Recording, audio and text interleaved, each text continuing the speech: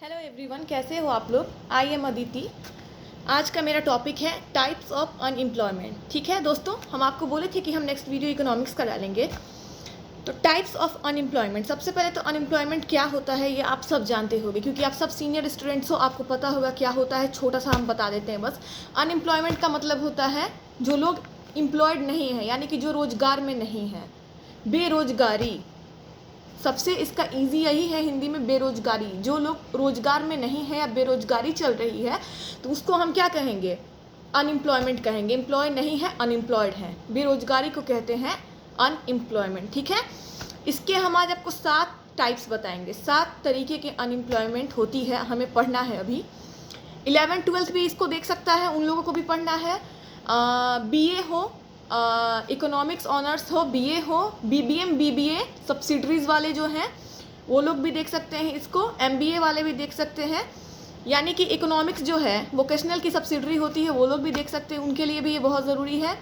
और 11th-12th को तो पढ़ना ही है, उनके लिए भी ये बहुत ज़रूरी है। और इकोनॉमिक्स ऑनर्स वाले भी देख सकते हैं। ठीक है, तो आप अगर जो भी किसी भी फ्रेज से हो तो आप ये देख सकते हो, आपके लिए काम ही आएगा। ठीक है, 7 तरीके की अनएम्प्लॉयमेंट के बारे में हम आपको आज बताने वाले हैं। हम बहुत लंबा वीडियो तो बनाते ही नहीं हैं, हम हमेशा बताते हैं कि हम कोशिश करते हैं कि हम बहुत शॉर्टली वीडियो को समझा दें और आपको समझ में आ जाए। तो ये भी बहुत लंबी वीडियो नहीं होगी, हम जल्दी जल्दी समझाएंगे और बहुत अच्छे तरीके से कोशिश करेंगे कि समझा दें। ठीक है, 7 टाइप्स ऑफ अनएम्प्लॉयमेंट हम बताने जा रहे हैं। पहले जल्दी से नाम लेते हैं और उसके बाद एक्सप्लेन करना स्टार्ट करेंगे। ठीक है, फर्स्ट है हमारा डिस्गाइज्ड अनएम्प्लॉयमेंट। सेकेंड है स्ट्रक्चरल अनएम्प्लॉयमेंट। थर्ड है वॉलंटरी अनएम्प्लॉयमेंट, वनरेबल भी बोल सकते हो आप इसको। ठीक है, फोर्थ है साइक्लिक अनएम्प्लॉयमेंट। फिफ्थ है फ्रिक्शनल अनएम्प्लॉयमेंट। और सिक्स्थ है टेक्नोलॉजिकल अनएम्प्लॉयमेंट। और 7th है सीजनल अनएम्प्लॉयमेंट। ठीक है, जल्दी जल्दी इसको हम समझा देते हैं। ठीक है, और आप बोर नहीं होना, बहुत जल्दी समझा देंगे। फर्स्ट हम बताएं डिस्गाइज्ड अनएम्प्लॉयमेंट। डिस्गाइज्ड अनएम्प्लॉयमेंट क्या होता है। अनएम्प्लॉयमेंट तो सबसे पहले बेरोजगारी होती है। देखो, डिस्गाइज्ड अनएम्प्लॉयमेंट का मतलब होता है, आपको एक उदाहरण के साथ हम समझाते हैं। इसका जो अर्थ होता है, यानी कि आप कुछ काम कर रहे हो जिसमें मात्र 4 लोगों का ज़रूरत है, लेकिन उसमें खट रहे हैं कितने लोग, 8 लोग खट रहे हैं। यानी कि इसका ये अर्थ होता है कि आप 4 लोगों की ज़रूरत है लेकिन 8 लोग उसमें लगे हुए हैं। तो यानी कि बाकी के जो 4 लोग हैं उनके पास कोई रोजगार नहीं है, तो वो एक्स्ट्रा में किसी वर्क में लगे हुए हैं। यानी कि मतलब वहाँ 4 की ज़रूरत है लेकिन वो चारों बेरोजगारी की वजह से वो काम कर रहे हैं। उनकी ज़रूरत नहीं है लेकिन वो फिर भी कर रहे हैं, क्योंकि उनके पास रोजगार नहीं है। फॉर एक एग्जाम्पल लीजिए, एक खेत में अगर खेती हो रही है, वहाँ मान लीजिए कि 12 किसानों की ज़रूरत है लेकिन 16 किसान वहाँ पे काम कर रहे हैं। तो 12 किसान जो है उनका वो रोजगार है, वो वहाँ पे लगे हुए हैं और वहाँ 12 की ही ज़रूरत है, लेकिन फिर भी वहाँ 16 लोग कर रहे हैं। तो बाकी के जो 4 लोग हैं उनके पास कोई रोजगार नहीं है, तो वो बेमतलब का अपना टाइम पास करने के लिए वहाँ पे लगे हुए हैं। कोई रोजगार नहीं है तो वहाँ पे वो अपना टाइम पास कर रहे हैं। चलो 1-2 पैसे तो कुछ तो मिल जाएगा, 2 रुपये मिल जाएगी मेरे को, 200 तो मिल जाएगा। यानी कि रोजगार की कमी की वजह से आप उस जगह काम कर रहे हो जहाँ आपकी ज़रूरत भी नहीं है, आप वहाँ बेमतलब का कुछ कर रहे हो, थोड़ा बहुत कमा रहे हो, यानी कि एक्स्ट्रा। जहाँ नीड कम है लेकिन एम्प्लॉय एक्स्ट्रा है, क्यों? क्योंकि उनके पास कोई दूसरा रोजगार नहीं है, तो वो बेमतलब का यहाँ पे लगे हुए हैं। तो इसको कहते हैं disguised unemployment. More than need, यानी कि ज़रूरत है बस 12 की, लेकिन 4 लोग लगे हुए हैं क्योंकि उनके पास कोई दूसरा रोजगार का साधन नहीं है, तो यहाँ लगे हुए हैं बस 2 पैसे के आस में। ठीक है, तो इसका डिस्गाइज्ड का मतलब यही होता है, ज़रूरत से ज़्यादा। सेकेंड है स्ट्रक्चरल अनएम्प्लॉयमेंट। स्ट्रक्चरल अनएम्प्लॉयमेंट क्या होता है। देखो, स्ट्रक्चरल अनएम्प्लॉयमेंट का ये मतलब होता है जहां आपने किया कुछ है, कुछ की पढ़ाई की है, लेकिन आपको जॉब किसी और सेक्टर में मिल गया। यानी कि आप बीटेक हो, ओके, आपने बीटेक की है, इंजीनियरिंग की पढ़ाई की है, लेकिन इंजीनियरिंग के क्षेत्र में आपको रोजगार नहीं मिले, आपको सेल्स मैनेजमेंट का जॉब मिला हुआ है। यानी कि आप रोजगार तो आपके पास है, लेकिन वो आपके जो आपने जो पढ़ा है वो आपके हिसाब की नहीं है। मैंने इंजीनियरिंग पढ़ी है तो मुझे इंजीनियरिंग सेक्टर में मिलनी चाहिए जॉब, लेकिन मुझे सेल्स मैनेजमेंट में ड्यूटी मिली है। यानी कि एम्प्लॉय तो हम हैं, लेकिन हम बैलेंस में नहीं है, मुझे कहीं और जॉब करना था, मैंने पढ़ाई कहीं और की है और मुझे रोज़गार क्या मिला है, दूसरा रोज़गार मिला है। तो इसका यही अर्थ होता है कि आप जिस चीज़ की तैयारी कर रहे हो, जिस चीज़ के लिए आपने मेहनत किया, उस क्षेत्र में ना जाकर आप किसी और जगह एम्प्लॉय हो, तो उसको कहते हैं स्ट्रक्चरल अनएम्प्लॉयमेंट। यानी कि मेरे स्ट्रक्चर के हिसाब से मुझे एम्प्लॉयमेंट नहीं मिली। तो एक तरह से हम अपने लेवल के एम्प्लॉयड नहीं हैं, हम अनएम्प्लॉयड ही खुद को समझते हैं। यानी कि मुझे मेरी मर्जी की जॉब नहीं मिली है, जॉब तो हम कर रहे हैं लेकिन हम उससे सेटिस्फाई नहीं है, इसीलिए इसको हम कहेंगे स्ट्रक्चरल अनएम्प्लॉयमेंट। ठीक है, आई थिंक आप समझ गए होंगे। थर्ड है, इसको वॉलंटरी भी कहते हैं, वेनरेबल अनएम्प्लॉयमेंट। देखिए इसमें क्या होता है, वही बात होती है कि आप कहीं काम कर रहे होते हो, ठीक है, आपने कहीं काम किया, कोई कंपनी है, लेकिन आपको वो कंपनी जो है एक बेटर आपको ये नहीं दी हुई है, श्योरिटी नहीं दी हुई है कि आपको कब तक काम करना है, आपके पास एक डाटा नहीं है, एक फिक्स डाटा नहीं है, एक एग्रीमेंट नहीं है कि आपको कब तक काम करना है, आप बस काम कर रहे हैं, लेकिन ना तो उसका गवर्नमेंट की तरफ से कोई प्रूफ है और ना ही उसका मतलब कुछ ये है कि आप सियोरिटी नहीं है कि आप कब तक काम करोगे, कब तक नहीं करोगे, आप बस करो। कुछ कंपनियां ऐसी होती हैं, तो कुछ ऐसे कोई कंपनी है या ऐसे कोई जगह पे आप काम करते हो जहाँ श्योरिटी नहीं है आपके काम की कि ये काम कब तक रहेगा, कब तक छूट जाएगा, या आपके काम का कोई सबूत नहीं रहेगा, कोई डाटा नहीं रहेगा गवर्नमेंट के रूप से, उस चीज़ को हम अनएम्प्लॉयमेंट ही कहते हैं। एक तरीके से गवर्नमेंट के नज़रिए से ये कहलाता है। एम्प्लॉयड तो है लेकिन हमारे पास कोई प्रूफ नहीं है हमारे जॉब का, ना ही कुछ उतना बायोडाटा या रिकॉर्ड है, तो उसको कहते हैं venerable unemployment. In the government eyes, अगर सरकारी तौर से देखी जाए तो ये कहलाती है वेनरेबल अनएम्प्लॉयमेंट। ठीक है, ना तो इसमें कोई फॉर्मेट है, ना कॉन्ट्रैक्ट है, ना ही कोई सबूत है, बस हम काम कर रहे हैं, कब छूटेगा, कब जाएगा, कब इसका क्या होगा, हमें कोई गारंटी इसकी नहीं है। समझ गए?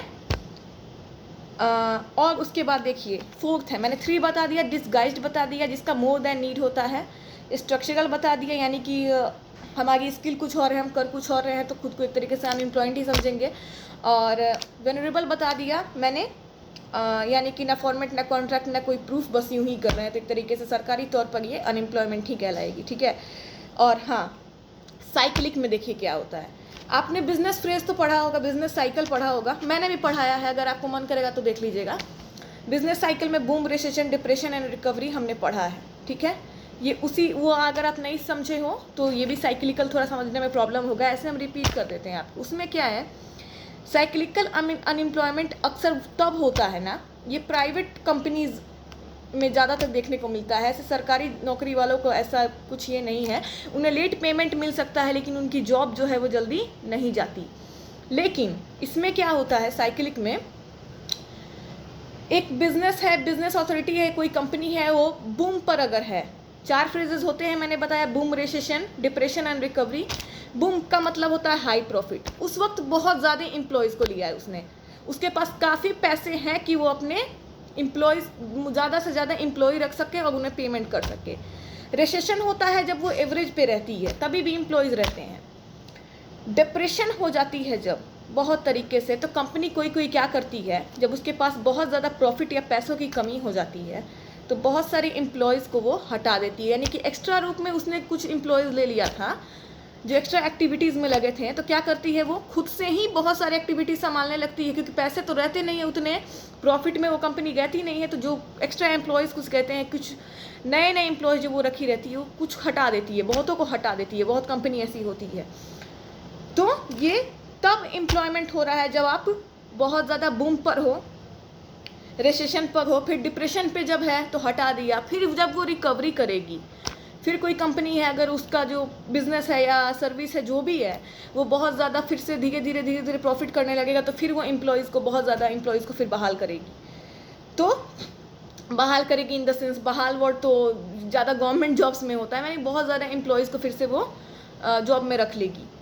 तो ये साइकिलिक का मतलब ही ये होता है कि जब कंपनी बूम पर है, यानी कि जब वो प्रॉफिट कमा रही है तो बहुत लोग एम्प्लॉय हैं, उसने बहुत लोगों को एम्प्लॉयमेंट ये जॉब दिया, लेकिन जब वो डिप्रेशन में है, जब वो दिवालिया होने जा रही है, जब वो घाटा में है, तो बहुत कर्मचारियों को वो जॉब से निकाल देती है।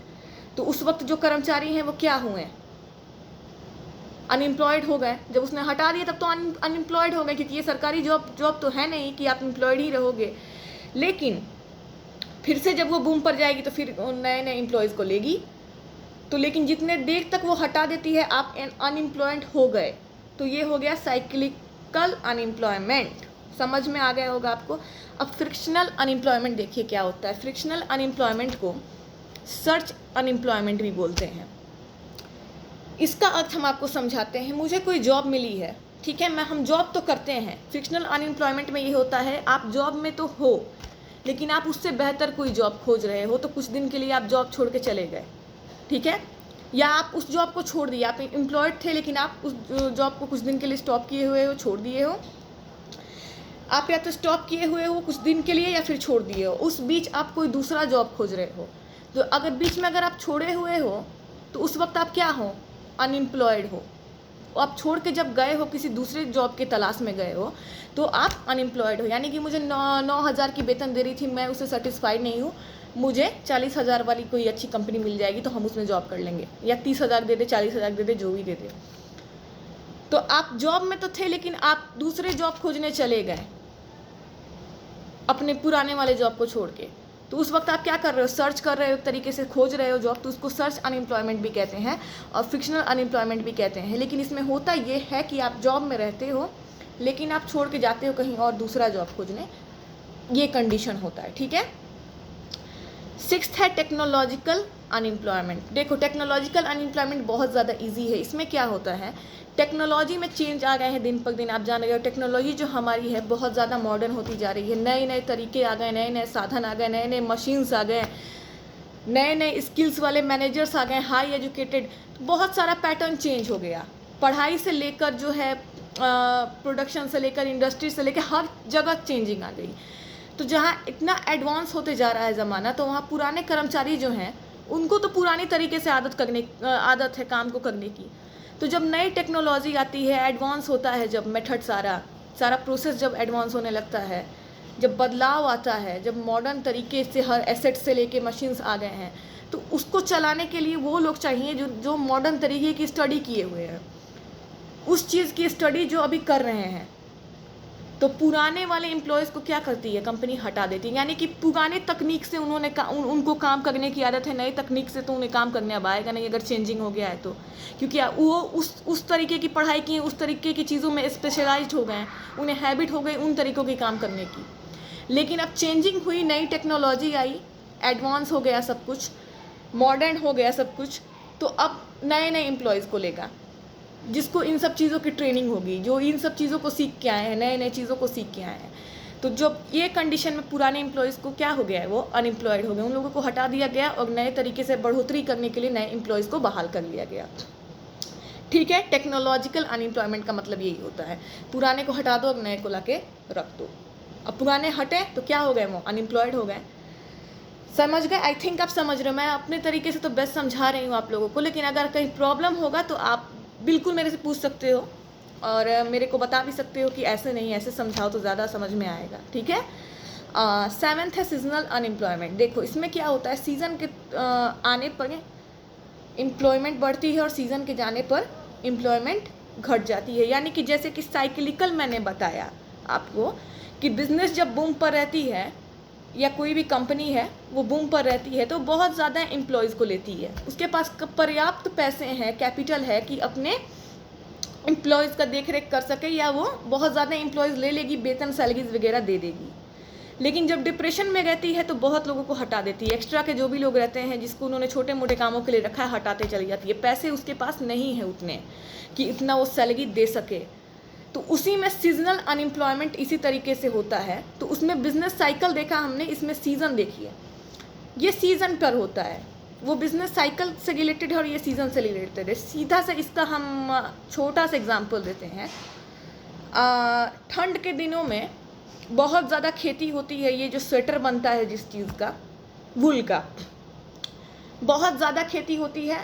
ठंड में अचानक से खेती होती है, फॉरेन कंट्रीज़ में बहुत ज़्यादा होती है ठंड के लिए। या कोई भी अगर एग्रीकल्चर सेक्टर में कुछ समय ऐसा होता है, किसी किसी सीज़न में आम बहुत ज़्यादा है, किसी किसी सीज़न में लीची बहुत ज़्यादा है, तो उस वक्त जो है डिमांड फार्मर्स की, किसानों की बढ़ जाती है। किसानों की डिमांड बढ़ जाती है कि वो खेती करें अनाज, कुछ कुछ अनाज भी होता है जो किसी सेलेक्टेड सीज़न में मिलता है, किसी गर्मी में ही मिलेगा कुछ कुछ, या फिर ठंड में ही कुछ कुछ मिलेगा। तो उस चीज़ों का ये करने के लिए, उन चीज़ों को तैयार करने के लिए, देख रेख करने के लिए बहुत ज़्यादा फार्मर्स की डिमांड होने लगती है। तो उस वक्त बहुत लोग एज अ फार्मर जाते हैं, यानी कि किसान लोग, बहुत ज़्यादा किसान जाते हैं खेती करने के लिए। ज़मींदार लोग जो हैं या सरकार है उन्हें पैसे भी देती है। लेकिन हाँ, सीज़न गया तो जब जिस चीज़ का जब सीज़न है उस वक्त उसकी खेती होती है। अब गर्मी में निकलने वाली अनाज या निकलने वाला फल ठंड के दिनों में नहीं निकलता है, तो किसान फिर क्या करेंगे? वो खुद से तो जादू तो कर नहीं सकते हैं। तो सीजनल का मतलब होता है सीज़न के हिसाब से जो एम्प्लॉयमेंट हुई, यानी कि अचानक से सीज़न आया किसी चीज़ का, उस वक्त बहुत लोग बहाल हो गए, और सीज़न चली गई तो वो जो है लोग उन खुद ही अनएम्प्लॉयड हो गए, क्योंकि वो जादू से तो वो अनाज को निकालेंगे नहीं, वो मौसम ही था जिसमें वो निकलता था। तो सीजनल का यही होता है, मौसम के आधार पर जो एम्प्लॉयमेंट होती है। अचानक से लोग बहाल हुए और मौसम चली गई और उनकी नौकरी भी लेके चली गई। किसानों के साथ अनएम्प्लॉयमेंट का बहुत ज़्यादा प्रॉब्लम है, और उन्हीं के थ्रू हम लोग को अनाज वगैरह सब मिलता है, तो इनके साथ बहुत ज़्यादा प्रॉब्लम है। तो आई थिंक 7 तरीका मैंने बता दिया, disguised, structural, venerable, cyclical, frictional, technological and seasonal. I hope आप अच्छे से समझे होंगे। मुझे इतना देर सुनने के लिए थैंक यू सो मच। आपको पसंद आया होगा तो लाइक सब्सक्राइब करिएगा, कहीं दिक्कत होगा तो कमेंट करिएगा। नेक्स्ट वीडियो के साथ हम फिर आएंगे। Thank you, take care and bye.